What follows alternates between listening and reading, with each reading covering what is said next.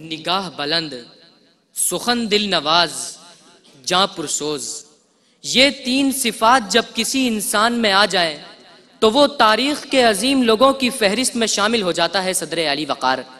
وہ عظیم لوگ جن کا چرچا دنیا میں تا قیامت رہتا ہے، کیونکہ جناب والا انہوں نے اپنی قائدانہ صلاحیتوں سے دشت و دشت دریاؤں کو بھی تسخیر کیا ہوتا ہے۔ سب سے بڑے قائد محمد عربی، جنہوں نے بدر کے میدان میں نہتے 313 سے لے کر خندق کے میدان میں خندق کھود دینے تلک ایسی قیادت کی کہ قلیل العدد ہونے کے باوجود مسلمان فاتح بنے۔ ایک نام حضرت ابو بکر کا ہے کہ جنہوں نے کہا کہ دین کا کوئی حصہ مٹے اور ابو بکر زندہ ہو، یہ برداشت نہیں۔ تو یہ الفاظ جب لوگوں نے سنے تو مرتدین کے خلاف جہاد پر نکل پڑے۔ ایک نام حضرت عمر فاروق کا ہے جنہوں نے 22 لاکھ مربع میل پر اسلام کا پرچم لہرایا۔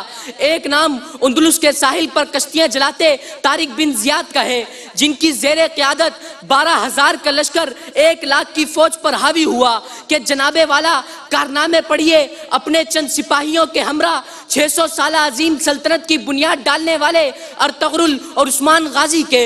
داد دیجئے خشکی پر کشتیاں چلا کر بھی قسطنطنیہ فتح کرنے والے محمد کو کہ قصہ مختصر مذکورہ ہر ایک کردار ہی ان تین صفات کا حامل ہے، تبھی تو اس فہرست میں شامل ہے کہ دشت و دشت دریا بنا چھوڑے ہم نے، بحر ظلمات میں دوڑا دیے گھوڑے ہم نے۔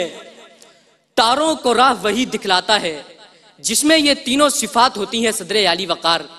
ان تینوں صفات کا حامل شخص دیکھنے کی خاطر دیکھیے جلال الدین شاہ خوارزم کی جاں پرسوزی جس نے چنگیزی سلطنت کی چنگیزیت کو خاک میں ملایا۔ دیکھیے محمود غزنوی کی جاں پرسوزی جس نے 17 حملے کر کے سومنات کو پاش پاش کیا۔ دیکھیے محمد بن قاسم کو جس نے سندھ کو فتح کیا اور سخن دل نوازی سے دلوں کو فتح کیا۔ دیکھیے ابن طولون کی نگاہ بلندی کہ جب دشمن نے چاروں طرف سے گھیر لیا تو موت تو ہر حال میں آنی ہے تو ہم لڑ کر مریں گے کی سخن دل نوازی فرما کر 60,000 کے لشکر کے ساتھ 4 لاکھ کے لشکر کو نیست و نابود کیا۔ دیکھیے ٹیپو سلطان کی سخن دل نوازی جس نے کہا کہ شیر کی 1 دن کی زندگی گیدڑ کی 100 سالہ زندگی سے بہتر ہے۔ نتیجہ ساتھیوں میں ولولہ آیا اور انگریزوں سے لڑ پڑے۔ دیکھیے بابائے قوم کو جنہوں نے غلامی میں پس رہی قوم کو اپنا وطن دلایا۔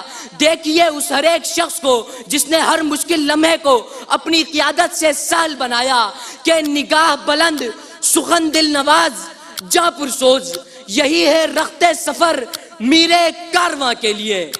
شکریہ۔